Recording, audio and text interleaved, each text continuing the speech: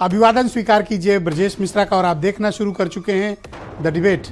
बहनों भाइयों, 26 नवंबर 1949 को जब भारत के संविधान को कॉन्स्टिट्यूएंट असेंबली में अडॉप्ट किया गया था, तब शायद दुनिया में किसी ने सोचा नहीं रहा होगा कि वर्ल्ड का सबसे बेस्ट और शानदार पब्लिक राइट्स का एक ऐसा महा डॉक्यूमेंट तैयार हो रहा है जो आने वाले वर्षों में इतिहास सर्जित करेगा और दुनिया भर में ऐसी कोई नज़ीर नहीं मिलेगी जो भारत के संविधान का मुकाबला कर सके। क्या है भारत का संविधान? भारत के संविधान की प्रस्तावनाएं क्या हैं? क्या है इस संविधान में जो हमको ताकत देता है? और क्या हमें संविधान नियमित कोर्स का हिस्सा बनाना चाहिए? आम जन तक संविधान, उसमें आपके दिए गए राइट्स यानी अधिकार और आपके कर्तव्य, एक राष्ट्र, एक सरकार, इंडिपेंडेंट जुडिशरी, पार्लियामेंट्री सिस्टम, सब कुछ बहुत ही बखूबी बहनों भाइयों संविधान में प्रस्तुत किया गया है। मैं तो सबसे आग्रह करता हूं कि भारत के संविधान को अनिवार्य कर दिया जाए और इसे सबको पढ़ाया जाना चाहिए। दुनिया के किसी भी मुल्क के पास इस तरह का दस्तावेज नहीं है जो भारत में ने अपने नागरिकों को दे रखा है। तो क्या है संविधान? तमाम लोग कहते हैं संविधान खतरे में भी है, अक्सर ऐसी बातें होती हैं। तो हम आज इन सब मसलों पर समग्र चर्चा करेंगे। बहनों भाइयों, अब से 75 वर्ष पहले दुनिया का सर्वश्रेष्ठ सिविल राइट्स और एक कंट्री के लिए एक बेहद शानदार संविधान तैयार किया गया। जब बाबा साहब अम्बेडकर भारत के संविधान को लिख रहे थे, उस वक्त उनके समक्ष दुनिया में 2-3 ही उदाहरण थे कि संविधान क्या होता है, एक देश क्या होता है, डेमोक्रेसी क्या होती है, सेकुलरिज्म क्या होता है, नागरिक के अधिकार क्या होते हैं, सरकारों के अधिकार क्या होते हैं, जुडिशरी कैसे काम करती है, पार्लियामेंट्री डेमोक्रेसी कैसे फंक्शन करती है। दुनिया में बहुत कम उदाहरण थे। अब तो हमारे पास भरमार है, अब तो ज्ञान का भंडार है। लेकिन बहनों भाई, उस समय क्या था? उस समय सिर्फ 3 उदाहरण थे बाबा साहब के सामने। नागरिकों को दिए हुए अमेरिका में अधिकार, उनके बिल के राइट्स। दूसरा, जो मदर ऑफ डेमोक्रेसी जिसे कहा जाता है, ब्रिटेन, उनका पार्लियामेंट्री सिस्टम और उनका कॉन्स्टिट्यूएंस, उनका संविधान। और तीसरा था कनाडा के पास, उनका सिटीजन चार्टर।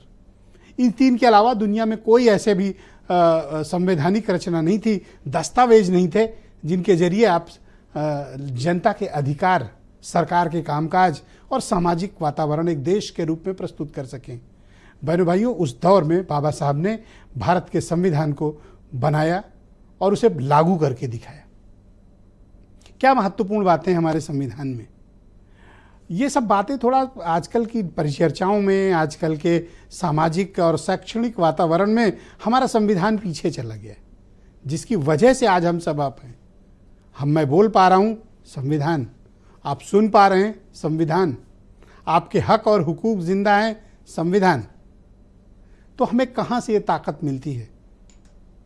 बहनों भाइयों, 438 आर्टिकल वाले इस महाग्रंथ में हमारी आपकी सबकी ताकत छिपी हुई। इसकी प्रस्तावना से लेकर इसमें आपको जो अधिकार हासिल हैं और आपके जो कर्तव्य हैं, उनकी पूरी डिफिनीशन है कि भारत एक संप्रभु राष्ट्र है, भारत एक सेकुलर राष्ट्र है, भारत एक समाजवादी राष्ट्र है, भारत एक डेमोक्रेटिक राष्ट्र है, भारत एक रिपब्लिक है। यह हमारी मूल प्रस्तावना का हिस्सा है जो कोई नहीं बदल सकता, कभी भी नहीं बदल सकता। हमारी इंडिपेंडेंट जुडिशरी, इसे कभी नहीं बदला जा सकता। यह संविधान का हिस्सा है, कोई नहीं बदल सकता। जिस प्रकार का संविधान की रचना है, पार्लियामेंट्री डेमोक्रेसी है जिसमें 2 तरह की सरकारें चलती हैं, यूनियन गवर्नमेंट, स्टेट गवर्नमेंट। यह अख्तियार हमको संविधान से मिला हुआ है। बहनों भाइयों, लेकिन इन दिनों आपने देखा होगा, यह प्रस्तावना मैंने इसलिए बताई ताकि आपको इसके बारे में एक आइडिया रहे। जो हमारे फंडामेंटल राइट्स हैं वो भी आर्टिकल 12 से 35 तक हमारे आपके बीच है, और उसके बाद हमारी ड्यूटीज़ भी हैं। ऐसा नहीं कि सिर्फ अधिकारी हम एक नागरिक के तौर पर अर्जित कर रहे हैं, हमें अपने कर्तव्यों का भी बोध होना चाहिए। संविधान के कर्तव्यों का एक एक बोध हमें होना चाहिए और सबको पढ़ना चाहिए। संविधान क्या है, उससे क्या हमें मिलता है। बहन भाइयों, इस समय लंबे वक्त से एक चर्चा चल रही है, संविधान खतरे में। ऐसी चर्चा क्यों शुरू हुई और आज संविधान दिवस के दिन हम आप सब बैठे हैं, इस देश के आम आदमी से लेकर भारत की राष्ट्रपति तक, आज सब संविधान के सामने समर्पण भाव से सजदा कर रहे हैं। वो ताकत कहाँ से आई है? संविधान से। ये देश किसी व्यक्ति से, किसी धर्म से, किसी प्रभाव से और किसी विचार से नहीं चलता है। ये देश भारत के संविधान से चलता है। तो फिर ये खतरे की बात संविधान पर कहाँ आई है और क्यों इस तरह की चर्चाएं हो रही हैं? इनके पीछे के कारण क्या हैं? संविधान में आपके दिए गए हक, हुकूक, अख्तियार, इन सब बारे में आज हम बहुत विस्तृत और खुली चर्चा करेंगे। इस पर भी बात होनी चाहिए कि आम आदमी संविधान के बारे में कितना जागरूक है और इस देश का मीडिया, इस देश का सोशल मीडिया, इस देश का प्रिंट मीडिया क्या संविधान के बारे में जनता में वो जागरूकता फैला रहा है जिसकी जनता को वाकई में आवश्यकता है? शहर में बहुत पढ़े लिखे लोग हैं, उनके पास रिसोर्सेज हैं, उन्हें पता चल जाता है, पता चल सकता है, मालूम भी कर सकते हैं। लेकिन बहनों भाइयों, इंटरनेट ने गांव-गांव अब वो रीच पहुंचा दी है, बशर्ते हमको उनकी भाषा में सरलता के साथ उसे प्रस्तुत करने के माध्यम होने चाहिए। इस देश में सिर्फ एक दिन नहीं बल्कि हफ्ते, 10 दिन, महीने भर एक ड्राइव चलनी चाहिए कि भारत के हर नागरिक को संविधान की शपथ लेनी चाहिए, संविधान के बारे में पता होना चाहिए। आप 438 नहीं पढ़ सकते, कोई बात नहीं, आपको लेकिन फंडामेंटल राइट्स और फंडामेंटल ड्यूटीज़ और राष्ट्र के प्रति आपके कर्तव्यों के बारे में आपको पता होना चाहिए। हो सकता है कि कुछ लोगों को आज की डिबेट बोझिल लगे, लेकिन बहनों भाइयों, ये आपके लिए भी ज़रूरी है और आने वाली पीढ़ी के लिए भी ज़रूरी है। इसलिए मैं चाहता हूं कि धैर्यपूर्वक, तसल्ली से आज मनोरंजन की जगह एक गंभीर विषय पर हम आप सब चर्चा करेंगे, जहां राजनीति के विषय नहीं बल्कि देश के संविधान की बात होगी, आपकी बात होगी। मैं चाहता हूं कि आप कुछ स्टेटमेंट सुन लें, फिर आज की डिबेट को हम आगे बढ़ाएंगे। संविधान से मिली शक्ति की वजह से ही आज जम्मू कश्मीर में भी बाबा साहब का संविधान पूरी तरह लागू हुआ है। आपातकाल जैसा समय भी आया और हमारे संविधान ने लोकतंत्र के सामने आई इस चुनौती का भी सामना किया। इसमें सावरकर जी की आवाज है क्या? इसमें कहीं लिखा है कि किसी व्यक्ति को मारना चाहिए, डराना चाहिए, काटना चाहिए? झूठ का प्रयोग कर कर सरकार चलानी चाहिए? मुझे दिखा दो कहां लिखा है। तो ये सत्य और अहिंसा की किताब। भारत का संविधान भारत के नागरिकों को संरक्षण भी प्रदान करता है। जिन लोगों ने भारत के संविधान का गला घोटने का काम किया था, जनता ने उनको भी सबक सिखाने में कोई कोताही नहीं बरती है। सच्चा उत्सव तभी है जब संविधान के रास्ते पर चलें। हम वो समाजवादी लोग नहीं जो संविधान को कोरा कागज समझते हों। भारतीय जनता पार्टी के वो लोग हैं जो मन विधान से चलना चाहते हैं, संविधान से नहीं। हम उत्सव तब नहीं मना सकते हैं जब उत्तर प्रदेश में वोट लूटा गया हो। तो बहनों भाइयों, आज की परिचर्चा को आगे बढ़ाएंगे। अनिला सिंह उत्तर प्रदेश में भारतीय जनता पार्टी की प्रवक्ता हैं और पॉलिटिकल साइंस के बहुत ही जाने माने प्रोफेसर डॉक्टर पंकज कुमार जी हमारे साथ प्रयागराज से इस बड़ी परिचर्चा में शिरकत कर रहे हैं। उदयवीर सिंह जी समाजवादी पार्टी से हैं। सुरेंद्र राजपूत जी उत्तर प्रदेश में कांग्रेस से प्रवक्ता हैं और फॉर्मर जस्टिस और संविधान के मामलों के बड़े एक्सपर्ट CB पांडे साहब को भी आज हमने परिचर्चा में आमंत्रित किया है। और वीरेंद्र सिंह जी हमारे स्टेटेड, आप सभी का शुक्रिया और धन्यवाद इस कार्यक्रम में मेरे साथ मौजूद रहने के लिए। अनिला जी, मैं आपसे कार्यक्रम शुरू करना चाहता हूँ। आप पिछले 3-4 वर्षों से सुन रही होंगी कि लगातार ये बात सामने आती है कि इस देश का लोकतंत्र खतरे में है और इस देश का संविधान खतरे में है। विपक्ष इस तरह के आरोप आपकी पार्टी के ऊपर लगाता है कि आप संविधान के प्रति आपके समर्पण और निष्ठा उस स्तर की नहीं है जो उनके पास है या इस देश के लिए होनी चाहिए। भारतीय जनता पार्टी आज संविधान दिवस को किस प्रकार से विश्लेषित करती है? मेरी सबको राम राम और भारतीय संविधान दिवस की सबको ढेर सारी शुभकामनाएं। वो बात दूसरी है कि समाजवादी पार्टी के जो अध्यक्ष साहब हैं वो कहते हैं कि मैं संविधान दिवस नहीं मनाऊंगा। उनके लिए संविधान दिवस शायद वही होता है जब वो मासूम कार सेवकों को गोली से भून कर और संविधान को बचाने की दुहाई देते हैं। दूसरी बात यह है कि ये तो सोचने का विषय है ना, राहुल गांधी जो संविधान को लेकर घूमते रहते हैं और दुनिया भर की बात करते हैं। मैं एक छोटी सी बात कहूंगी यहाँ पर। अंबेडकर साहब की बात करते हैं, B.R. अंबेडकर साहब की बात करते हैं, तो जो ये दो शब्द इन्होंने सोशलिस्ट और सेक्युलर डाले थे, तो जब ये चर्चा हो रही थी, जब हमारा कॉन्स्टिट्यूशन बन रहा था और जब कमेटी में डिस्कशन में आया कि ये दो शब्द डाले, तो अंबेडकर साहब ने इसका विरोध किया था। उन्होंने कहा था कि ये जो है भारतवर्ष में लड़ाई और झगड़े की जड़ बन जाएगी। ठीक है, उन्होंने इन दोनों शब्दों को नहीं डालने दिया। और फिर क्या हुआ? फिर हम जानते हैं अच्छी तरीके से कि तुष्टीकरण की राजनीति या मौका प्रस्ती की राजनीति के तहत इंदिरा गांधी जी ने ये दोनों शब्द हमारे प्रियम्बल में डाल दिए, जबकि वहां पे अमेंडमेंट नहीं हो सकता था। सुरेंद्र जी हंस रहे हैं, कोई बात नहीं, क्योंकि मैं तो सच्चाई बोलूंगी। जो ये लोग बोलते हैं कि भाई ठीक है, जब से मोदी जी आए हैं संविधान खत्म हो गया है, इमरजेंसी लग गई है, जिन्होंने वाकई में इमरजेंसी लगाई है वो ये बात कर रहे हैं। कॉन्स्टिट्यूशन संविधान हमें देता है कि राइट टू स्पीच, और राइट टू स्पीच पर कर्फ्यू लगाने वाले कौन है? अमेंडमेंट लेकर आने वाले ये हैं। अब मुझे ये बता दीजिए कि अगर हम उल्टी तरफ से भी शुरू कर देते हैं कि महिलाओं को अगर रिजर्वेशन मिल रहा है, जो कि यूपी की सरकार, सोनिया गांधी की सरकार ने कभी नहीं दिया, गांधी परिवार की सरकार ने कभी भी नहीं दिया, अगर मोदी जी रिजर्वेशन दे देते हैं महिलाओं को, तो ये इमरजेंसी लग जाती है। हाँ, मुस्लिम बहन बेटियों को ट्रिपल तलाक से आजादी दिलवा देते हैं, तो यहाँ इमरजेंसी लग जाती है। शाहबानो जो एक बुजुर्ग वृद्ध महिला थी, उसको सुप्रीम कोर्ट ने कहा उसके पति को कि ठीक है तुम इसको 200 रुपए महीना इसका भत्ता दोगे, तो वो जाके पार्लियामेंट में बदल देते हैं राजीव गांधी जी। तब तो आप संविधान को बहुत ज्यादा सेलिब्रेट कर रहे थे। तो आप मुझे बता दीजिए कि भारत तो मैं को एक प्रश्न आपके समक्ष प्रस्तुत कर रहा हूं। ये संविधान को आपने बचा कहा रहे थे, हम एक कर दे रहे हैं, तो सेकुलर हमारे और हम सोशलिस्ट, इमरजेंसी लगा रहे हैं, संविधान खतरे में आ जा रहा है। सेकुलर और सोशलिस्ट, ये आपका कहना है कि ये बाद में जोड़कर बढ़ाया गया। क्या आपकी पार्टी जो कुछ भी प्रस्तावना में इस संविधान में हमारे देश के है, सोशलिस्ट और सेकुलर, ये शब्द आप हटाना चाहते हैं? ये हम क्यों हटाएंगे? बिल्कुल नहीं हटाएंगे, बिल्कुल भी नहीं हटाएंगे। भारतीय जनता पार्टी तो है ही धर्मनिरपेक्ष। पर हम तो नहीं करते आपका एतराज है कि ये गलत तरीके से जोड़ा गया है, करते हैं ना। परंतु 1991 में जो गांधी परिवार से ही जो एक बनाए गए थे प्रधानमंत्री जी, वो जो है प्लेसेस ऑफ वर्शिप एक्ट लेकर चले आए, वक्फ एक्ट लेकर चले आए, माइनॉरिटी कमीशन लेकर चले आए। ठीक है ना, हम तो कहते हैं भैया एक एक नागरिक किसी भी धर्म और जाति से आ रहा हो, अगर वो नागरिक है हमारा, तो बराबरी का अधिकार होना चाहिए। थैंक यू मैडम, बहुत शुक्रिया। जो फेवर दिया जाता है, फेवरिटिज्म की जो पॉलिटिक्स की जाती है, वो क्यों? कांग्रेस उसकी दायमा है। मैं सेकंड राउंड में आपकी बाकी ओपिनियन को सम्मिलित करूंगा। मैं उदयवीर सिंह जी को आमंत्रित करता हूं, समाजवादी पार्टी के प्रवक्ता हैं। उदयवीर जी, स्वागत आपका।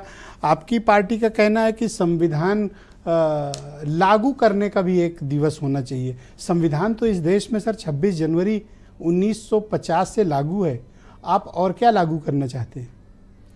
अभी आपने पूछा था कि भाजपा संविधान को क्या समझती है, तो जवाब मिला कि भाजपा संविधान को ये समझती है कि अखिलेश यादव ये कह रहे हैं, राहुल गांधी ये कह रहे हैं, कांग्रेस ये कह रही है।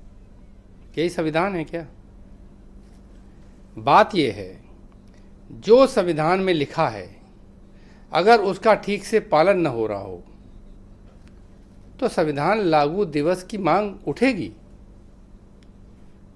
100% अंक, क्रेडिट और सलाम प्रणाम है founding fathers of the constitution, doctor B.R. Ambedkar sahab, Baba साहब से लेके और जितने भी हमारे कॉन्स्टिट्यूशन के असेंबली के अध्यक्ष जी, सबको सलाम है कि उन्होंने एक बहुत अच्छा कॉन्स्टिट्यूशन बनाया। लोग कहते हैं अच्छा कॉन्स्टिट्यूशन अच्छे लोगों के लिए बनाया। उन्हें नहीं मालूम था कि हम प्रेम्बल में लिख देंगे कि एक लोकतांत्रिक गणराज्य है, डेमोक्रेटिक फेडरलिज्म है, और डेमोक्रेटिक फेडरलिज्म में चुनी हुई सरकारों को पैसा खर्च करके खरीद लिया जाएगा, गिरा दिया जाएगा, दलों को तोड़ दिया जाएगा। डेमोक्रेटिक फेडरलिज्म में अगर देश के अंदर कोई घटना, दुर्घटना, कोई बात होगी और देश के चुने हुए पार्लियामेंट के सदस्य अगर वहां जाना चाहेंगे देखने के लिए कि ये घटना सही हुई है कि नहीं हुई है, कि जनता की क्या पीड़ा है, तो उनको नहीं जाने दिया जाएगा। DGP बताएगा नहीं, 3 दिन आप नहीं जाएंगे, 5 दिन आप नहीं जाएंगे, बाकी सब जाएंगे। आप कह रहे हैं कि संविधान में क्या क्या लिखा है कि हम सबको न्याय देना चाहते हैं, राजनीतिक, आर्थिक, सामाजिक। सेकुलर और नहीं, संविधान में जो लिखा है सोशलिस्ट, इस पर एतराज है? नहीं, किसी वो ऐतराज उनका अपना है, वो शब्द नहीं लिखे थे, लेकिन संविधान की प्रियम्बल और पूरे कॉन्स्टिट्यूशन की भावना सोशलिस्ट और सेकुलर पहले से थी। इंदिरा जी ने सिर्फ वो शब्द मेंशन कर दिए। क्या होता है सोशलिस्ट? यदि संविधान में लिखा है कि सबको राजनीतिक, आर्थिक, सामाजिक न्याय दिया जाएगा, सबको स्वतंत्रता दी जाएगी, विचार की, विश्वास की, धर्म की, समता का अवसर दिया जाएगा, और क्या होता है सोशलिस्ट? तो आपके कौन से अधिकार ऐसे छिन गए मैं बता रहा हूं एक वजह से आपको लगता है मैं कि एक एक करके आपको बता रहा हूं, नागरिकों के अधिकार छीने? मैं एक एक करके बता रहा हूं आपको। जब एक गांव की गरीब महिला के सामने पिस्तौल तान दे दरोगा और कहे कि आप वोट नहीं डालेंगे और मार के भगा दिया जाए, और ऐसे वीडियो समाजवादी पार्टी के पास नहीं, पूरी जनता और सोशल मीडिया पे पूरे भरे पड़े हैं, क्या उनको राजनीतिक अधिकार मिल रहा है? आर्थिक अधिकार की बात करते हैं कि हम सबको समानता का अवसर देंगे। अरे आरक्षण तो संविधान में ही बाबा साहब के समय से दिया है और पार्लियामेंट के माध्यम से ही बार बार बढ़ा है जी। जब हाई कोर्ट ने कह दिया कि आरक्षण लागू करने में बेईमानी हुई तो सरकार भाजपा की मानने को तैयार नहीं है।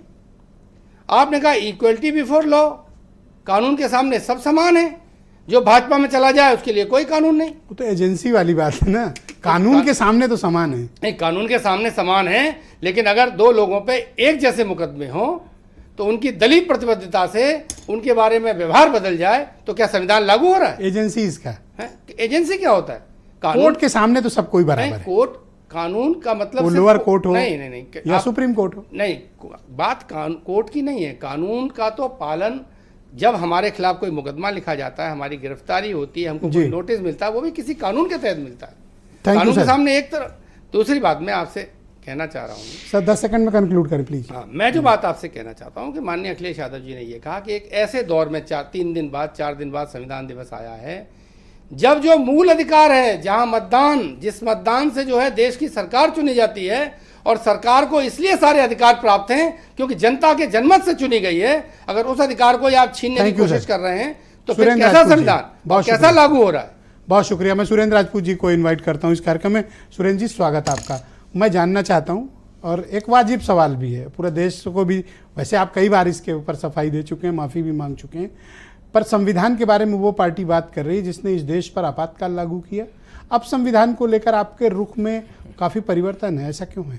उसी पार्टी ने देश का संविधान भी बनवाया था, उसी पार्टी ने देश को आज़ादी भी दिलवाई थी, उसी पार्टी ने कॉन्स्टिट्यूंट असेंबली भी बनवाई थी, उसी पार्टी ने बाबा साहब को क्या नाम उनका अध्यक्ष भी बनवाया था, और उसी पार्टी ने वो दिन भी देखा था जब जनसंघ ने और आरएसएस ने इस संविधान की प्रतियों को जलाया था।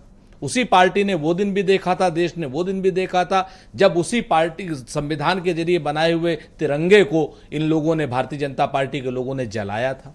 तो इस सारी बातों का कोई लेना देना मतलब नहीं, और इनमें अगर कोई भी दिक्कत हो सेकुलर से, सोशलिस्ट से, सुप्रीम कोर्ट से रोज मार खा के आते हैं। अभी भी 4-5 दिन पहले सारी याचिकाएं खारिज की है। देश का धर्म संविधान है, आप इस चीज को बहुत समझ लीजिए, और इस देश के धर्म संविधान पर भारतीय जनता पार्टी ने गंभीर खतरा खड़ा कर दिया है। छोटा मोटा खतरा नहीं, कभी लेटरल एंट्री के जरिए आरक्षण खत्म करने की बात करते हैं, कभी उत्तर प्रदेश में 69,000 शिक्षकों में ओबीसी की भर्ती के लिए आरक्षण खत्म करने की बात करते हैं, कभी कहते हैं कि 400 सीटें ले आएंगे तो संविधान ही बदल देंगे। तो पास्ट है अभी सुन, अरे अच्छा, ये लोग इमरजेंसी का पास लाएं तो आपको नहीं कोई दिक्कत होती, और आप भी लाते हैं, और हम जो है अभी 4 दिन पहले का पास्ट ले आए तो आपकी दिक्कत होने लगती। क्या मसला है? ये सीएमओ का है क्या? अभी अब सुन लीजिए, वहीं से आया। हाँ, बस वही चक्कर है। कहा कि सुरेंद्र राजपूत से ही पूछना। सुनिए सर, अब आप देखिए देश का संविधान किस तरीके से खतरे में है। संभल में घटना होती है और भारतीय जनता पार्टी के लोग कहते हैं कि न्यायालय का आदेश था, न्यायालय का आदेश था। एक 2013, 14, 15 बैच का कोई आदित्य सिंह या जो भी एसडीएम है, मैं नाम नहीं लेता, वो एक एप्लीकेशन लेता है 3 बजे, 3:15 बजे वो एप्लीकेशन पे डिस्पर्स करता है कि यहां पर सर्वे होगा, और कोर्ट कमिश्नर नियुक्त कर देता है, और 6:30 बजे वो क्या नाम सर्वे भी हो जाता है, आपके सामने है। जबकि अगर ऐसी कोई बात आती है तो सबसे पहले जो संबंधित पक्ष है उसको नोटिस दिया जाता है, ना अपील, ना दलील, ना नोटिस, ना कुछ, और 6:30 बजे सर्वे भी हो जाता है, जिम्मेवार लोग होते हैं वहां, जियाउर रहमान बर्क जैसे, वो सर्वे भी करा देते हैं, उस दिन दंगा नहीं होता।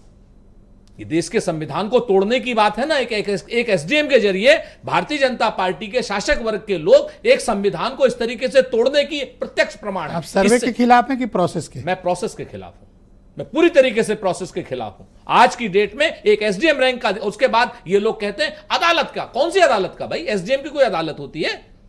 और एसडीएम कोर्ट होती है सर, उनको जुडिशियल पावर है, उनको है जुडिशियल पावर, लेकिन उनको एसडीएम जुडिशियल अफसर होता है सर। हाँ, तो उस जुडिशियल पावर का उपयोग करने की वो होती है। जेल जाएगा वो अफसर, मैं आपको बता दूं, जो उसने काम किया है। जो आप एप्लीकेशन ले रहे हैं और बगैर संबंधित पक्ष को नोटिस दिए बगैर कोई क्या नाम वो किए बगैर, मीटिंग किए बगैर दोनों पक्षों की, आप वहां पर आदेश पारित कर देते हैं, जेल जाएगा। इसी संविधान के तहत जेल जाएगा। आज संविधान दिवस है, याद रखिएगा मेरी इस बात को। मैं आपको बताऊं, मतलब मस्जिद के सर्वे का आदेश दिया तो जेल जाएगा? नहीं, मस्जिद के सर्वे का हो चाहे मंदिर के सर्वे का हो, आप अगर संबंधित पक्ष को नोटिस दिए बगैर आप हिंदू मुसलमान मत करिए। तो ये जुडिशियल प्रोसेस कोर्ट तय करेगा ना? जुडिशियल प्रोसेस सुरेंद्र राजपूत कैसे तय करेगा? ये देश का संविधान तय कर रहा है सर। देश का संविधान हाँ, कहता तो ठीक है, सुन हायर लीजिए, कोर्ट है वो देश का हायर कोर्ट सुनेगी, रेवेन्यू कोर्ट है वो। आप इस बात हायर कोर्ट सुनेगी सर, जुडिशियल कोर्ट सुनेगी। तो इसके खिलाफ मैं कह रहा हूं जेल जाएगा वो। लिख लीजिए मेरी इस बात को, क्योंकि उसने अपने अधिकारों का किसके कहने से अतिक्रमण किया? अपने अधिकारों ये का। आप कैसे तय करेंगे कि फलाना व्यक्ति जेल देश जाएगा? का संविधान तय कर रहा है। हाँ, तो ये तो अदालत तय करेगी ना। संविधान कहता है। आप कैसे तय करोगे? ये तो कोर्ट तय करेगी भाई। देश का आप मेरी समय ले रहे हैं। देश, अभी आप थैंक यू करने लगेंगे। देश का संविधान कहता है कि सब पक्षों को बराबर का मौका दिया जाए, लेकिन यहां पर शासन, प्रशासन, पुलिस और भाजपा की सरकार और भाजपा के लंपट गुंडे, जो नकाबपोश लोग थे, वो सब लोग तय करते हैं कि हमें यहां दंगा करना है। क्यों? क्योंकि 4 जून को हम लोग हार गए थे। अब हार की खींच कैसे निकालें? कभी बहराइच का दंगा कराओ संविधान को तोड़ करके। हार की खींच कैसे कराएं? संभल का दंगा कराओ, 5 लोग मार दो वहां पर। हार की खींच कैसे निकालो कि वहां जियाउर रहमान बर्क के उसको ये कहे, उन्होंने कहा कि साहब मस्जिद यहां रहे। तो अब तो 400 सीट आई नहीं, अब तो संविधान बच गया होगा। अरे संविधान तो 400 भी आती तो भी इनकी हैसियत नहीं थी बदलने की। बात वो जान, तो फिर बात खत्म, फिर कहां बदल पाएंगे? जिस तरीके से आपने इतने अधिकार से कह दिया, अब कोई नहीं बदल पाएगा। सुन लीजिए ब्रजेश जी, महत्वपूर्ण बात है। आज देश सच में खतरे में। जिस तरीके से अधिकारियों का, छोटे लेवल के अधिकारियों का, पीसीएस लेवल के अधिकारियों का दुरुपयोग हो रहा है, और उससे ऐसे आश्चर्यजनक आप फैसले दिला दे रहे हैं जो देश के संविधान को खतरे में डाल रहे हैं। ऐसे लोगों के खिलाफ जब तक कठोर कार्रवाई नहीं होगी, तब तक ये देश का संविधान खतरे में रहेगा। ओके, मैं डॉक्टर ये कह रहे हैं कि मैडम प्लीज वेट, किसी अधिकारी के मैडम प्लीज वेट, ये सर्वे के ऑर्डर नहीं हुए थे, ये गलत फैक्ट दे रहे हैं। हाँ मैडम, मैं आपको दूंगा, अभी आप पूरा ऑर्डर पढ़ दीजिएगा, मैं बस 2 मिनट रुक जाइए। और मैं डॉक्टर पंकज कुमार जी को इन्वाइट करता हूँ। एक्चुअली वो संवैधानिक मामलों के एक्सपर्ट हैं। हम लोग तो जनरलिस्टिक बातें करते हैं और पॉलिटिकल पार्टी अपने लिए बात करती, तो आज हमने उनको विशेष अनुरोध पर आमंत्रित किया है। प्रोफेसर साहब, स्वागत और धन्यवाद। और इसके लिए भी धन्यवाद कि आपने पॉलिटिकल पार्टीज के इतने स्टेटमेंट भी इन लोगों के सुने। अब सर हमें बताएं, भारत के संविधान की खूबी क्या है और ये हमको एक नागरिक के रूप में कितना आश्वस्त करने वाला है? देखिए, भारत का संविधान जो है, नॉर्मली संविधान क्या है इस पे अगर चर्चा करें थोड़ा सा, लेकिन मैं शुरुआत में एक चीज बता दूं। अरे प्लीज सर, गो अहेड। मुझे जब तो संविधान क्या है, तो संविधान को सामान्यतः हम कहते हैं it is fundamental law of the land. Bharat का संविधान लेकिन इससे इतर है। इतर इसलिए है कि fundamental law of the land तो है ही है, लेकिन ये सामाजिक आर्थिक न्याय का दस्तावेज है। एक बहुत बड़ी सामाजिक आर्थिक विसंगति जो आजादी के समय थी, उसको हमने दूर करने का प्रयास संविधान के माध्यम से किया, और हमने उन तमाम प्रश्नों का हल संविधान के माध्यम से खोजने का प्रयास किया जो प्रश्न अनुत्तरित रह गए थे राष्ट्रीयता आंदोलन के दौरान, या जिन प्रश्नों पे हमने गहराई से, गंभीरता से विचार नहीं किया था राष्ट्रीयता आंदोलन के दौरान, यह सोचकर या यह कह के कि आजादी पहले मिल जाए, उसके बाद जो है हम इस पे विचार कर लेंगे। तो इसलिए संविधान, भारत का संविधान जो एक क्रिटिसिज्म होता है ना कि it is the lengthiest constitution, तो क्यों लेंथीएस्ट कॉन्स्टिट्यूशन? हमने जो सबसे विस्तृत इसलिए बना क्योंकि तब तक भारतीय संविधान सभा जो थी, जो गठित हुई, उस संविधान सभा में जितने लीगल एक्सपर्ट्स, जितने लीगल ल्यूमिनरीज और जितने लीगल स्टालवर्ट्स थे, शायद दुनिया के किसी एक देश में एक छत के नीचे वो नहीं बैठे होंगे जितने संविधान सभा की बैठकों में एक साथ बैठे। किसी का नाम लीजिए, डॉक्टर BR अम्बेडकर साहब थे, बाबा साहब वो तो थे ही थे, ड्राफ्टिंग कमेटी के चेयरमैन थे, लेकिन उसके अतिरिक्त जवाहरलाल नेहरू, डॉक्टर राजेंद्र प्रसाद, BN राव, कौन नहीं था। मतलब एक से एक, आप जिसका के मुंशी साहब थे, जो think anybody and he is there. तो भारतीय संविधान की विशेषताओं में मैं बता दूं कि पहली चीज कि सिर्फ fundamental law of the land नहीं है, ये fundamental law of the land के साथ साथ हमको सोशियो इकोनॉमिक जस्टिस इंश्योर करता है। अभी किसी ने कहा राइट टू इक्वालिटी की बात, राइट टू इक्वालिटी में भी देखिए, इंग्लैंड में राइट टू इक्वालिटी है, हमने सिर्फ इंग्लैंड का नहीं लिया राइट टू इक्वालिटी, हमने राइट टू इक्वालिटी भी ली, मतलब इक्वालिटी बिफोर लॉ भी लिया और इक्वल प्रोटेक्शन ऑफ लॉ भी लिया। हमने ये भी कहा कि एक तो सब कानून के समक्ष राजा और रंक बराबर होंगे, और उसी के साथ साथ जो हमने इक्वल प्रोटेक्शन ऑफ लॉ की बात की, तो उससे एक स्टेप और आगे बढ़ गए। हम लोगों ने कहा कि समान व्यक्तियों के साथ समान परिस्थितियों में समान व्यवहार होगा, likes will be treated alike and this is called equal protection of law.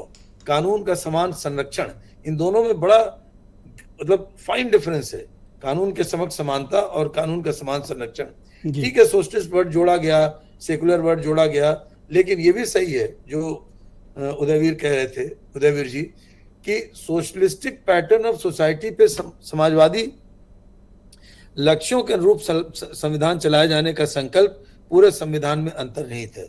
आप चाहे फंडामेंटल राइट्स देखिए, प्रस्तावना देखिए, directive principles of state policy देखिए, आरक्षण के प्रावधान देखिए, special status to hill states देखिए, तमाम जगहों पे आपको ये दिखेगा कि भारतीय संविधान कहीं ना कहीं एक विचारधारा के लोग प्रोफेसर साहब ये प्रश्न उठाते हैं, अभी अनिला जी भी बोल रही थी और वैसे भी तमाम जगहों पर पढ़ने और देखने को मिलता है कि सोशलिस्ट और सेक्युलर ये दो बाद में ऐड ऑन किए गए जो उस वक्त नहीं किए जा सकते। वो तो सबको पता है, वो नहीं किए जा सकते थे, ऐसा था क्या? 42वें संविधान संशोधन के माध्यम से जोड़े गए, ये सबको पता है। और प्रस्तावना अमेंडेबल है, इसको सुप्रीम कोर्ट ने इस पे मुहर लगाई थी कि प्रस्तावना में भी संशोधन हो सकता है, ऐसा नहीं है कि नहीं हो सकता। ठीक है, तो उस पे वो तो लीगल क्वेश्चन उस पे उठाना बेकार है, मतलब वो बेमानी है। लेकिन संविधान, जैसे आपने कहा ना, अभी आप कह रहे थे, बड़ा अच्छा लगा कि भारत के संविधान को अनिवार्य कर देना चाहिए। मैं बता दूं, तमाम भ्रांतियां हमारे संविधान के बारे में है। कई बच्चों को, अच्छे मतलब पढ़े लिखे लोगों को, मैं तो अपनी क्लास में पढ़ाते समय जब पूछता हूँ प्रश्न, तो कई बार ऐसा लगता है कि भारतीय संविधान के बारे में हमें कोई जानकारी नहीं है। चैनलों पर बैठ के जिस तरह से लोग संविधान के विषय में बहस करते हैं, अगर उनसे ये पूछा जाए कि अनुच्छेद 395 के बाद 396 कौन सा है, तो नहीं बता पाएंगे। मैं सबकी जानकारी के बता दूं कि अनुच्छेद 395 ही है। सर वो तो आप बहुत दूर चले गए, जो अपने राइट्स है इनके पास 12 से 35 वो पूछिए तो नहीं पता। मैं इसलिए इस हक में हूं कि इसको स्प्रेड किया जाना चाहिए और शिक्षा में इसको अनिवार्य कर दिया जाए। बिल्कुल, आपने कहा कि जैसे सबका मानना है संविधान तो सबके लिए जरूरी है, हम आप बोल रहे हैं तो संविधान के अंतर्गत ही तो बोल रहे हैं। बिल्कुल, लेकिन राइट्स के साथ साथ ड्यूटीज भी आती हैं। करेक्ट, ये सही है कि संविधान में हम राइट्स तो खोजते हैं लेकिन अपनी ड्यूटीज भूल जाते हैं। हम लिबर्टी और लाइसेंस, डॉक्टर अम्बेडकर ने, बाबा साहब अम्बेडकर ने बहुत बढ़िया कहा था। लास्ट स्पीच जो उनकी कॉन्स्टिट्यूएंट असेंबली में थी, तो उन्होंने आयरिश एक पैट्रियट थे, उनको कोट करते हुए कहा था, उनका नाम ओडोनेल, जहां तक मुझे याद आ रहा है, ओडोनेल, यस ओडोनेल थे, आयरिश पैट्रियट। तो उन्होंने उदाहरण देते हुए कहा था, आयरिश पैट्रियट को कोट करते हुए, कि किसी भी व्यक्ति के लिए उसकी प्रतिष्ठा से बड़ी कोई चीज नहीं होती, ऑनर से बड़ी कोई चीज नहीं होगी। किसी भी महिला के लिए उसकी चेस्टिटी से, उसकी मतलब जो क्या कहेंगे उसको, इंग्लिश हिंदी वर्ड नहीं सुन, उसकी चेस्टिटी से बढ़ के कोई चीज नहीं हो सकती। उसी तरह से किसी राष्ट्र के लिए उसकी लिबर्टी से बढ़ के और कोई चीज नहीं हो सकती। और इसी लिबर्टी से जुड़ी बात बता दूं कि भारत के संविधान, जैसा आपने कहा कि संयुक्त राज्य अमेरिका के संविधान से हमने ग्रहण किया, तो संयुक्त राज्य अमेरिका के संविधान जब बना तो उसमें फंडामेंटल राइट्स कहीं नहीं थे। वो फर्स्ट 10 अमेंडमेंट से आए जी। वो पहले जो 10 अमेंडमेंट्स हुए फंडामेंटल राइट्स के, उससे आया फंडामेंटल राइट्स, और हमारे कॉन्स्टिट्यूशन में ओरिजिनली मौजूद है फंडामेंटल राइट्स, ये भी अब ध्यान देने योग्य बात है। भारतीय संविधान की बहुत विशेषताएं हैं, अगर उस पर करेंगे तो एक नहीं 2-3 घंटे सर की मैं तो क्लास चाहता लेनी हूं, और पड़ेगी। मैं तो आज अपने टीम के साथ भी चर्चा कर रहा था कि क्यों ना भारत समाचार पर हम एक सीरीज बनाएं और लोगों को हाँ संविधान बिल्कुल बताएं। बनाइए भाई, जैसे भले एक- व्यूअरशिप ना एक है, सीरी- बट हमें कोशिश करनी नहीं चाहिए। बिल्कुल, मैं आपकी बात से पूर्णतः सहमत हूँ, मैं बिल्कुल इसमें सहयोग दूंगा आपको। बिल्कुल, बहुत शुक्रिया सर, जब हमारे आप- साथ जब- रहिएगा। जब आप मैं इस परिचर्चा को आगे बढ़ाता हूं और फॉर्मर जस्टिस चंद्रभूषण पांडे साहब, सीबी पांडे जी भी हमें इस कार्यक्रम में मौजूद हैं और संवैधानिक मामलों के एक्सपर्ट हैं। पांडे जी, शुक्रिया आपका। सर, मैं आपसे जानना चाहता हूं कि इन दिनों संविधान को लेकर देश में चर्चा है, मीडिया में भले चर्चा ना हो, लेकिन संविधान को लेकर एक वर्ग में बहुत चर्चा है। संविधान का जो दृष्टिकोण है, क्या एक नागरिक के रूप में हमें अपने कर्तव्य अधिकार, एक राष्ट्र के रूप में हमें कर्तव्य और अधिकार, एक पार्लियामेंट्री डेमोक्रेसी में कर्तव्य और अधिकार, क्या इन सब का के बारे में लोग चिंतित हैं, लोगों को जानकारी है, या फिर हमें कोई अभियान चलाने की, जागरूक करने की आवश्यकता है? आप क्या इसके बारे में धारणा रखते हैं? देखिए, सबसे पहले तो हम लोगों को ये पूरे जो संविधान का जो दृष्टिकोण है उसको समझने की ज़रूरत है। सबसे बड़ा दृष्टिकोण संविधान का ये है कि इसमें जो सार्वभौमिकता है, सॉवरेनिटी जिसको कहते हैं, जो पहले राजाओं के हाथ में होता था कि राजा से अधिकार निकलता था, जनता के पास जाता था, लेकिन भारत के संविधान में अधिकार जनता से निकल के बाकी लोगों में जाता है। ये समझ लीजिए, सबसे बड़ा विशेषता तो इसकी है, यानी मतलब रिवर्स हो गया, सुप्रीम है जी, ये रिवर्स हो गया। ये बहुत बड़ी बात है इस भारत के संविधान की, और इसीलिए संविधान शुरू ही होता है we the people of India. We the people मतलब इस देश के लोगों ने ये संविधान बनाया है। और ये अलग बात है कि प्रतिनिधित्व के माध्यम से बनाया है, तो पहली बात। अब ये जो सॉवरेनिटी का पावर है जनता के पास, जो सॉवरिन है मतलब वही राजा है, उसने अपने अधिकार को कैसे बांटा है? एक तो पार्लियामेंट को दिया कि तुम विधान बनाओ, और हम उस विधान को जैसे मेरे हित के लिए हो उस विधान को बनाओ, हम तुमको अधिकार देते हैं और चुनते हैं, तुमको चुन के भेजेंगे लोगों को, और ये बनाओ। पार्लियामेंट को दिया, जुडिशरी बनाया, ये सब जनता बना रही है, समझ लीजिए कि आप अगर ये पार्लियामेंट ठीक से काम नहीं करता कानून, तो आप देखो कि हमारे अधिकारों का कोई हनन तो नहीं हो रहा कहीं। जो हमारे अंदर सारे अधिकार हैं उस अधिकार को हड़प तो नहीं रहे लोग। ये न्यायपालिका को दिया। तीसरा, कार्यपालिका को बताया, उनको दिया कि कार्यपालिका देखो भाई, जो आदेश पार्लियामेंट कर रहा है, कानून बना रहा है, जो आदेश न्यायपालिका दे रही है उसको ठीक से क्रियान्वित करो, उससे ज्यादा तो क्या संविधान की जो मूल भावना जो इसके निर्माण के वक्त महसूस की गई थी, संकल्पित की गई थी, क्या वाकई वो मूल भावना लागू है? वही मैं आप उसी पे मैं रहा। तो जो जनता ने इन सारे इंस्टीट्यूशन क्रिएट किए जनता के लिए, बहुत बड़े बड़े इंस्टीट्यूशन और बहुत ही एक तरह से पायस मतलब शुद्ध संस्थाएं क्रिएट किए। अब आप देखिए, इन संस्थाओं के माध्यम से फिर जनता को उसके सारे अधिकारों की रक्षा होनी थी। जो कुछ भी संविधान ने जनता के लिए या व्यवस्था चलाने के लिए जो व्यवस्था बनाई थी, इन्हीं संस्थाओं के माध्यम से होना चाहिए। अब आप देखिए संविधान में क्या हुआ। अब इन संस्थाओं ने क्या दुरुस्ता कर ली, लोकसभा विधानसभा में 50% से ज़्यादा क्रिमिनल्स आ गए। अब जनता ने तो अपना अधिकार पार्लियामेंट को कभी नहीं दिया था कि तुम क्रिमिनलों को भरोगे।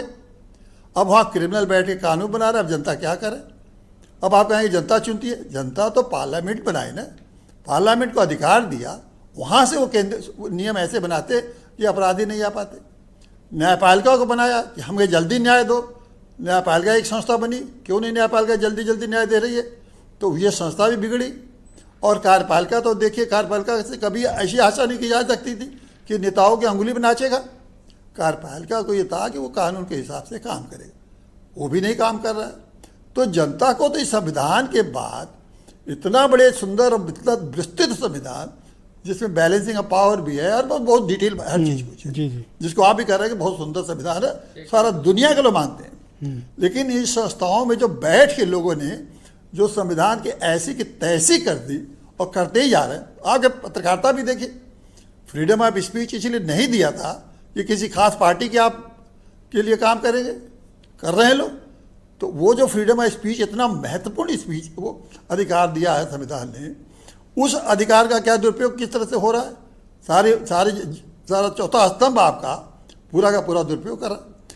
तो जनता को जो सॉवरिन है, अब वो क्या करे? इन लोगों पर विश्वास किया, इंस्टीट्यूशन बनाए, चेक एंड बैलेंस किया, लेकिन ठीक से लागू कहाँ हो पा रहा है? जी। तो जो आपका ये सवाल है कि क्या लागू हो पा रहा है, मैं कहूँगा सर सेकंड राउंड में आपकी बाकी ओपिनियन को भी सम्मिलित करेंगे। वीरेन जी भी आ गए हैं डिबेट में। वीरेन जी, मैं आपसे जानना चाहता हूं, रोज चर्चा चलती है, रोज बात होती है कि संविधान खतरे में है, क्या वाकई में ऐसा है? देखिए, इसी मुद्दे पर तो लोकसभा के चुनाव में बहुत सारा हंगामा हुआ और भाजपा इस बात को भांप गई कि नुकसान हो गया और संविधान का मुद्दा विपक्ष आगे लेकर जा सकता है। आज पूरे देश में संविधान दिवस के अवसर पर इसीलिए बहुत बड़े बड़े कार्यक्रम आयोजित हुए हैं और ये कार्यक्रम आगे 1 साल तक चलेगा।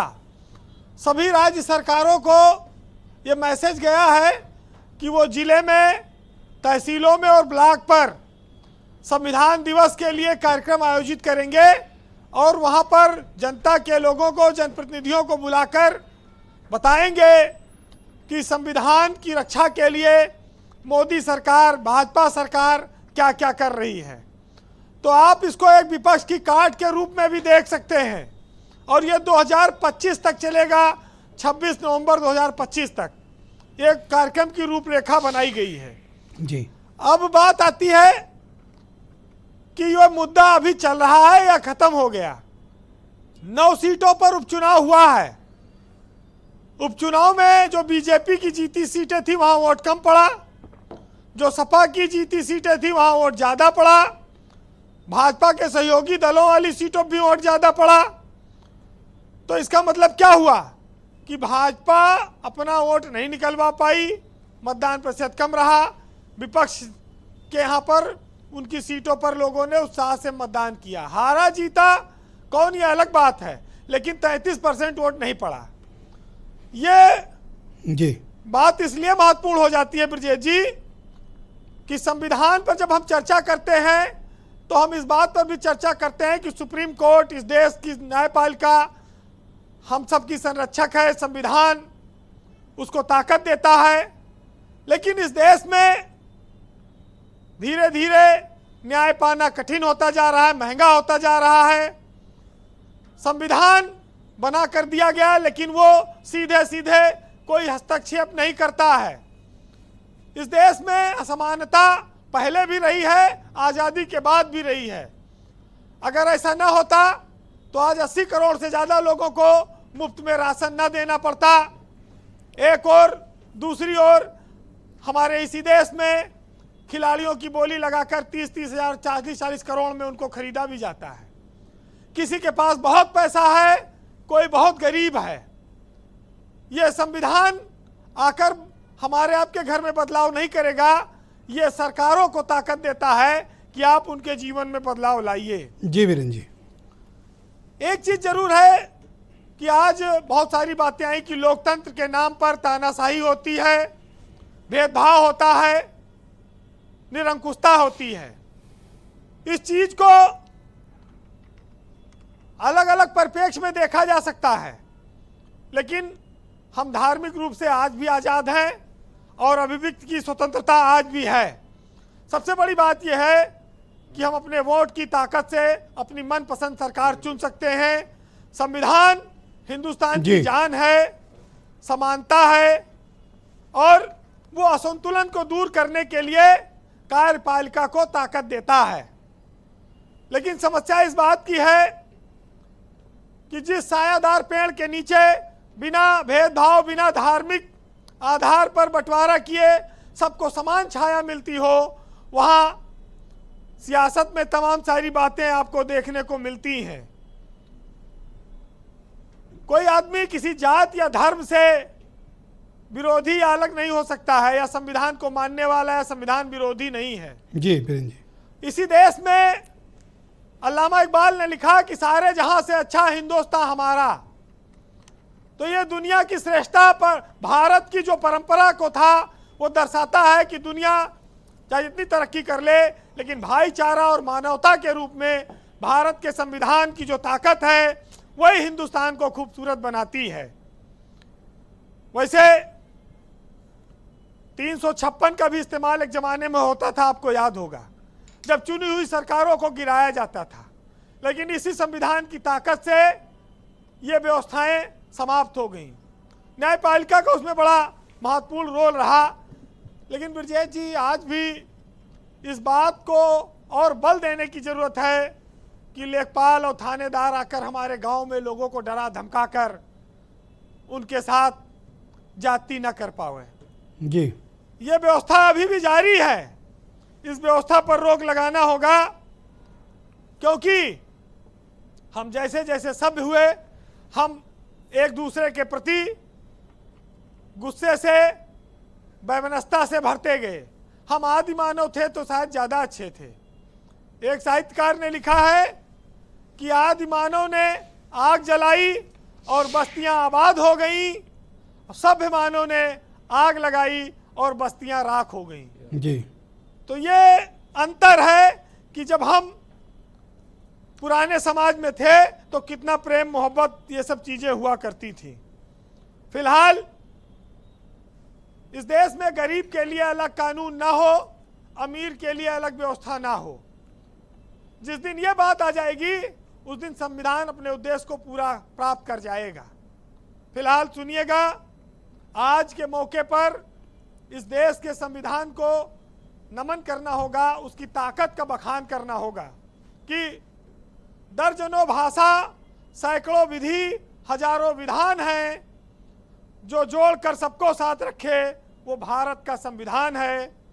शहीदों के लहू की स्याही से ये संविधान बना है। हर दिन संभाल के रखो कि मेरा देश इसीलिए महान है। बहुत शुक्रिया वीरेंद्र जी, बहुत मौजूद और बहुत ही शानदार बात आपने रखी। आपका बहुत बहुत धन्यवाद वीरेंद्र जी। बहनों भाइयों, दूसरा चरण इस पर चर्चा का प्रारंभ करते हैं। बीजेपी की प्रवक्ता अनिला सिंह जी हमारे साथ मौजूद हैं। अनिला जी, आप डिबेट के पहले चरण में सुरेंद्र राजपूत जी को कुछ जवाब देना चाहती हैं, गो अहेड, बोलिए। मैं सुरेंद्र जी से ये कह रही हूँ कि सुरेंद्र जी ने कहा कि डिप्टी कलेक्टर जो है उसके कोर्ट से ये ऑर्डर हुआ। मैं इनको बताना चाहती हूँ संबल कोर्ट के उससे ऑर्डर हुआ था, और क्योंकि मेरे सामने वो कोर्ट ऑर्डर अभी है नहीं जिसको मैं पढ़कर बता सकूं, और एडवोकेट कमिश्नर जो हैं रमेश राघव, उन्होंने इसको एग्जीक्यूट कराया था। तो ये जानकारी मैं थोड़ा करेक्ट करना चाह रही थी। और एक आम सर्वे है, इस प्रकार से कितनी चीजें होती रहती हैं। मैं केवल इतना कहना चाहती हूँ, वीरेंद्र जी ने बहुत खूबसूरती से पूरे संविधान के विषय में बताया, तबीयत खुश हो गई। ठीक है, राजनीति अपनी जगह है, पर लोगों से लड़वा कर आप राजनीति करना चाहते हैं, इसी को संविधान कहते हैं।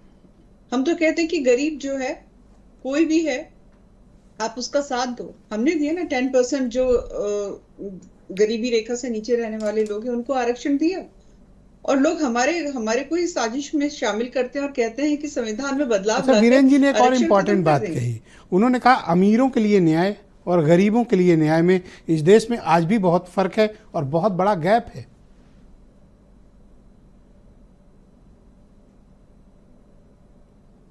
अनिला जी, जैसी मैं समझ नहीं पाई आपका। वीरेंद्र जी ने एक बात और कही, उन्होंने कहा अमीरों के लिए न्याय और गरीबों के लिए न्याय, इसमें अभी बहुत अंतर है, बहुत गैप है। गरीबों को न्याय आसानी से मिलता नहीं इस देश में। मैं देखिए, ऐसा है कि जज साहब बैठे हुए हैं आपके पैनल पर, ये आपको और पुख्ता जानकारी दे देंगे। मुझे एग्जैक्ट फिगर नहीं पता, पर अगर पूरे भारतवर्ष के जो पेंडिंग केसेस हैं, शायद वो करोड़ों की संख्या में, तो गरीब आदमी जो अपनी जमीन बेचकर, जेवर बेचकर कोर्ट कचहरी में जाता है, ये सोचकर कि मेरे को जल्दी से जल्दी सुनवाई हो जाएगी, फैसला मिल जाएगा, तो वाकई में वो सोचने वाला विषय तो है, परंतु उसके बारे में जज साहब ज्यादा बेहतर बता पाएंगे। हाँ, मैंने देखा है सामान्य तौर पर कि सरकारों की दिलचस्पी जुडिशरी के साथ फेवरेबल जजेस को नियुक्त करने में ज्यादा रहती है। सभी सरकारों में ऐसा रहा है। न्याय जल्दी मिले इसकी फिक्र सरकारों को कम होती है। मुझे तो लगता है जुडिशरी जो है एक इंडिपेंडेंट सिस्टम है, वो किसी के कंट्रोल में काम ना तो करती है ना करना चाहे, क्योंकि जैसे कि आपने कहा गरीब आदमी है, एक आम आदमी है, उसके लिए अल्टीमेट होता है कोर्ट। उसको लगता है कि मैं कोर्ट चला जाऊंगा तो मुझे न्याय मिल जाएगा। तो ये फेथ है लोगों का, और ये फेथ बना रहना चाहिए। मैं उदयवीर जी को भी इस डिबेट में आमंत्रित करता हूं। भाई आप लोग तो सरकार, आपकी पार्टी की 4 बार सरकार उत्तर प्रदेश में रही, गरीबों को न्याय कैसे मिले, संविधान की मूल भावना कैसे लागू हो, इसके बारे में आप लोग क्यों चिंता नहीं करते? कभी इसे भी चुनावी मुद्दा बनाइए और लोगों को जागरूक करिए। ये भी अपोजिशन का काम है। एक मामले में तो संविधान, भारतीय संविधान की बहुत तारीफ है कि जो हमारे अड़ोसी पड़ोसी मुल्क जो हमारे आसपास ही आज़ाद हुए, वो अपनी लोकतांत्रिक व्यवस्था को भी नहीं बचा पाए। संविधान पे कई बार संकट आया, कई झटके लगे, लेकिन संविधान में मूल लोकतांत्रिक भावना बनी हुई है। और जब हम लोगों ने ये महसूस किया कि फिर और एक बड़ा संकट आ रहा है, तभी संविधान बचाओ की बात शुरू हुई। जो बात कही जा रही थी कि अगर कोई 5 लाख का लोन ले और वो लोन पे न कर पाए तो उसका घर नीलाम हो जाता है, सील लग जाती है, नोटिस निकल जाता है। लेकिन 5,000 करोड़ का लोन, 10,000 करोड़ लोन का, 20,000 करोड़ के लोन लेने वालों को ब्याज देने के लिए रीलोन दिया, फिर दोबारा से लोन दिया जाता है और विदेश भी भाग जाते हैं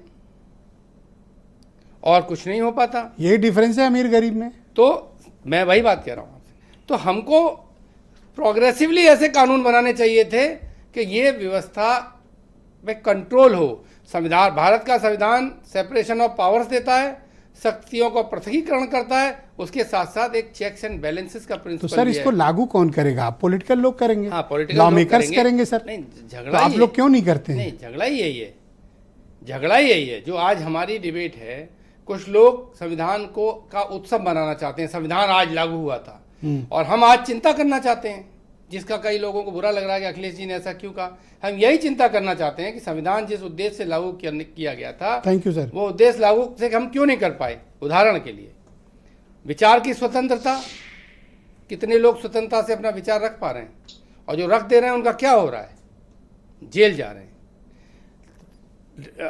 सबसे बेसिक राइट है, right to life and liberty. आप किसी की भी जान कभी भी ले लेते हैं, उस पर एक सवाल नहीं उठने देते। आप कहते हैं कि कोर्ट काम कर रहा है, सैटरडे को नोटिस, संडे को कार्रवाई।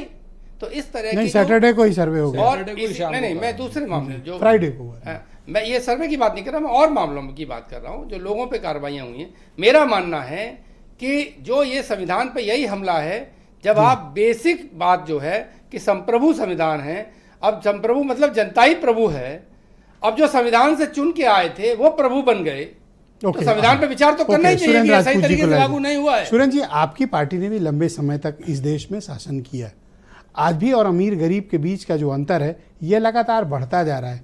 इसको मिटाने के लिए आप लोग कभी कोई संयुक्त पहल करते क्यों नहीं दिखते हैं? हमने तो सर बड़ी पहलें की, लेकिन सबसे बड़ी बात है भारतीय जनता पार्टी के लोगों को या तो दृष्टि इनकी खराब है, दृष्टि दोष है, मैं नहीं जानता। आप ये देखिए ना कि महिलाओं को आरक्षण देने की बात तो यूपीए सरकार की भाजपा वाले लोग पास नहीं होने देते थे। इससे पहले right to food, right to information, right to education, मनरेगा जैसी चीज़ें कांग्रेस पार्टी ने दी, ये असमानता को दूर करने की बात करी थी।